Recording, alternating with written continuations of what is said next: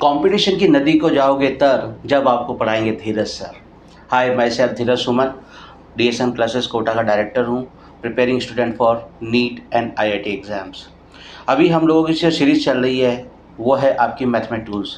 जैसा कि मैंने आपसे पहले भी कहा है कि आपके पास जिस तरह से फिज़िकल वर्क को हम लोग टूल की हेल्प से इजीली कर सकते हैं, इसी तरह से फिज़िक्स की प्रॉब्लम्स जो कंपटीशन एग्ज़ाम्स में आती है उसको हम लोग इजीली सॉल्व कर सकते हैं जब हमारे पास प्रॉपर मैथमेटिकल टूल्स हों।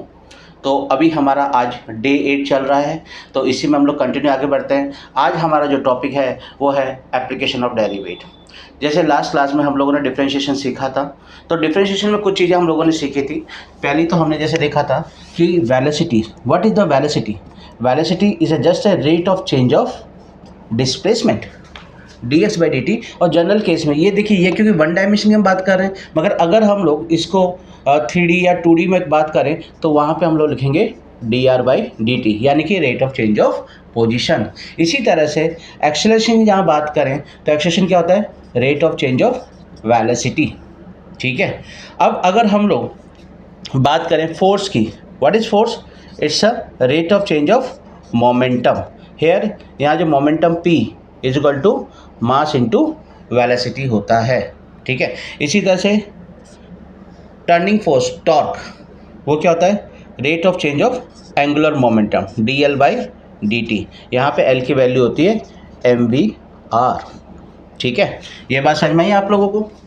हाँ जी, क्लियर है ना ये बात? ठीक है। अब इसके बाद अगर हम पावर की बात करें, what is power? It's a rate of doing work done. और करंट की बात करें, it's a rate of flow of charge. बात क्लियर हो गई आपको? जल्दी से नोट कर लीजिए।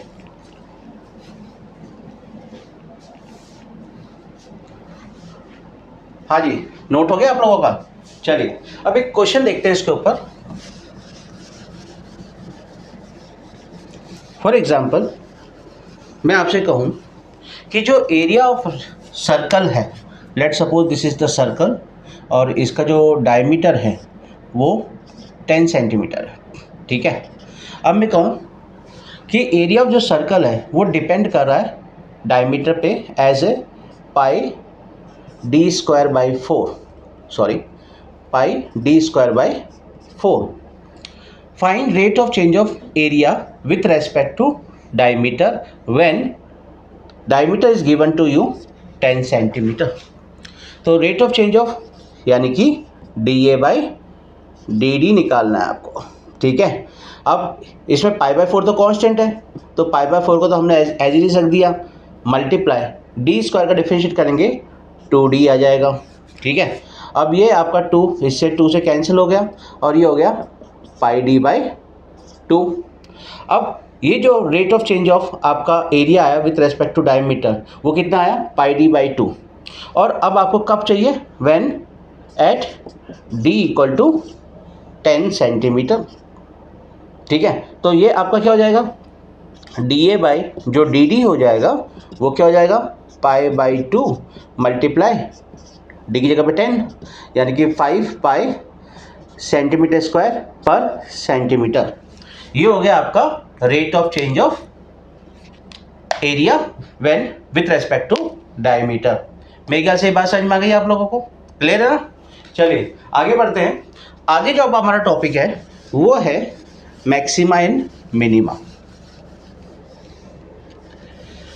Maxima and minima.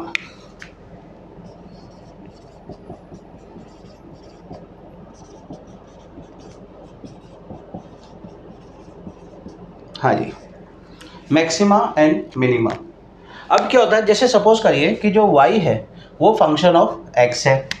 ठीक है। तो यहाँ पे जो ग्राफ बनेगा y और x के बीच में बनेगा।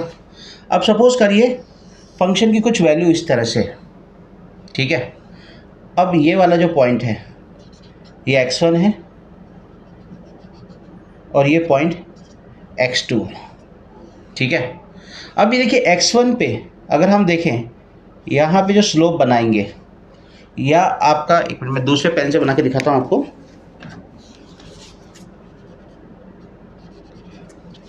हाँ जी, तो अभी जैसे यहाँ पे जो स्लोप है या जो यहाँ पे जो स्लोप है, यहाँ पे आप देख रहे हैं कि ये पैरेलल टू क्या है, एक्स एक्सिस है। इसका मतलब dy बाई डी एक्स इस पोजीशन पे क्या होगा, 0 होगा। ठीक है। अच्छा, अब ये वाला जो पॉइंट है, अगर हम पूरे ग्राफ में देखें तो ये वाला पॉइंट आपका मिनिमम है और ये वाला पॉइंट मैक्सिमम है। तो यहाँ से एक बात निकल के आती है, क्या कि एट मैक्सिमा और minima dy by D X equal to 0। ठीक है, ये बात समझ में आई आपको। यानी कि जहाँ पे मैक्सिमा या जहाँ मिनिमा है वहाँ पे आपका जो rate of change of y होगा विथ रेस्पेक्ट टू x है, यानी कि जो स्लोप होगा वो आपका 0 होगा। ठीक है, यहाँ तो क्लियर हो गया। अब हम लोग दोनों अलग अलग केस को कंसिडर करते हैं। पहले मैं लेता हूँ मैक्सिमा वाला केस।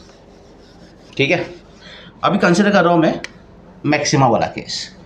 अभी मैक्सिमा वाले केस में हमारा ग्राफ कुछ कैसा था, कुछ इस तरह से था। ठीक है, ओके। अब आप यहाँ पे क्या देख रहे हैं, मैं अलग अलग पॉइंट पे टेंजेंट ड्रॉ करूँगा। यहाँ पे मैंने टेंजेंट ड्रॉ किया, यहाँ पे मैंने टेंजेंट ड्रॉ किया, यहाँ पे मैंने टेंजेंट ड्रॉ किया, यहाँ पे मैंने टेंजेंट ड्रॉ किया, यहाँ पे मैंने टेंजेंट ड्रॉ किया और यहाँ पे मैंने टेंजेंट ड्रॉ किया।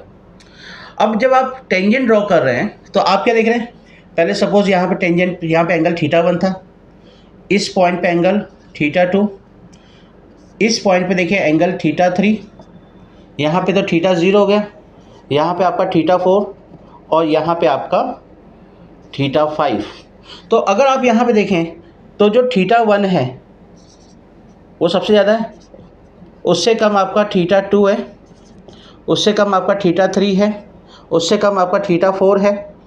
मतलब आपका एंगल बढ़ रहा है, मगर इनके जो स्लोप्स हैं, मतलब मैं जो कहना चाह रहा हूँ ना आपको कि स्लोप, ये वाला जो पॉइंट है, ये वाला पॉइंट पे स्लोप क्या हो रहा है, जो स्लोप है इस वाले पॉइंट पे क्या हुआ, जो स्लोप है आपका डिक्रीज हुआ। यहाँ पे स्लोप इस पॉइंट पे और डिक्रीज हुआ, यहाँ पे स्लोप 0 हो गया, यहाँ पे स्लोप नेगेटिव हो गया और यहाँ पे स्लोप और नेगेटिव हो गया। ठीक है, तो यानी कि क्या हो रहा है कि जो यहाँ पे rate of change of dy by D x वो क्या हो रहा है, आपका नेगेटिव हो रहा है। यानी कि rate of change of dy by D x, यानी कि dy बाई डी एक्स आपका क्या हो रहा है, नेगेटिव आ रहा है। यानी कि d square by D x square आपका नेगेटिव आ रहा है। यानी कि at a point of maxima आपका d square by D x square क्या हो जाएगा, नेगेटिव हो जाएगा। ठीक है, अब हम लोग बात करते हैं मिनिमा की। ठीक है, चलिए अभी तो समझ में आ रहा है ना, चलिए आगे बढ़ते हैं। हाँ, तो अभी जैसे अब मैं पॉइंट ऑफ मिनिमा की बात कर रहा हूँ, वही y वही x। अब आपका ग्राफ कैसा होगा, कुछ इस तरह वाला ग्राफ होगा। ठीक है, अब हम इस पर स्लोप बनाते हैं। ये पॉइंट पे स्लोप बनाए, कुछ ऐसा होगा। इस पॉइंट पे स्लोप बनाया, कुछ ऐसा होगा। सॉरी, थोड़ा सा नीचे बन गया, यहाँ बन गया। इस पॉइंट पे बनाए और ऐसा होगा। इस पॉइंट पे स्लोप 0 हो गया, इस वाले पॉइंट पे स्लोप इस तरह से हो गया, इस वाले पॉइंट पे देखें स्लोप इस तरह से होगा। यानी कि आप देख रहे हैं कि जैसे जैसे मैं x की वैल्यू को बढ़ा रहा हूँ, स्लोप क्या हो रहा है मेरा, पहले नेगेटिव था, उससे लेस नेगेटिव हुआ और लेस नेगेटिव हुआ, फिर 0 हुआ, फिर पॉजिटिव हुआ और पॉजिटिव हुआ और इस तरह से कंटिन्यू बढ़ता जा रहा है। यानी कि जैसे जैसे x इंक्रीज हो रहा है तो जो मेरा rate of change of dy by D x है, rate of change of dy by D x क्या हो रहा है, इंक्रीज कर रहा है। इसका मतलब dy by D x of dy by D X आपका पॉजिटिव हो रहा है, या जिसे हम लोग क्या कहेंगे, D square by D x square greater than 0 हो रहा है। ठीक है, यानी कि हमने क्या देखा, मैक्सिमा में क्या देखा था, हमारा जो d square by D x square था वो नेगेटिव था, जबकि मिनिमा में क्या देखा, D square by D x square positive है। बिल्कुल उल्टा प्रोसेस चल रहा है। ठीक है ना, चलिए, नहीं तो नॉर्मली होता क्या है भाई, मिनिमम पे कम होता है, मैक्सिमम पे ज़्यादा होता है। यहाँ पे उल्टा हो रहा है कि जो d square by D x square है वो पॉजिटिव है मिनिमा पे और d square by D x square negative है at the point of maxima. ठीक है, तो यहाँ से हमने क्या कंक्लूजन निकाला कि जब भी आपको मैक्सिमा या मिनिमा निकालना है, आपको एक फंक्शन एफ एक्स दिया हुआ है, ठीक है। सबसे पहले आप क्या करेंगे, एफ डैश एक्स निकालेंगे। एफ डैश एक्स को किसके इक्वल रखेंगे, 0 के इक्वल रखेंगे, यानी कि D Y by D X आपका, जैसे हमारे पिछले केस में D Y by D X था, तो D Y by D X को 0 किया। D Y by D X जहाँ जहाँ पे 0 हो रहा है वही पॉइंट होंगे जहाँ पे आपका या तो मैक्सिमा होगा या आपका मिनिमा होगा, ठीक है। अब इसके बाद हमने क्या किया, इसके बाद जो ये फंक्शन था इसका अगेन डिफरेंशिएट किया, यानी कि डबल डिफरेंशिएशन किया, ठीक है। और जो यहाँ पे जब हमने D Y by D X किया था तो उससे हमें कुछ पॉइंट गेट हुए थे, लेट से C1 C2, इस तरह से हमें क्रिटिकल पॉइंट्स कहते हैं, ठीक है। मान लो 2 पॉइंट गेट हुए, और भी ज़्यादा हो सकता है, डिपेंड करता है इक्वेशन क्यूबिक है या आपके और फर्दर हायर ऑर्डर के पॉलिनोमियल है, ठीक है। अब आपने क्या किया, डबल डिफरेंशिएट किया।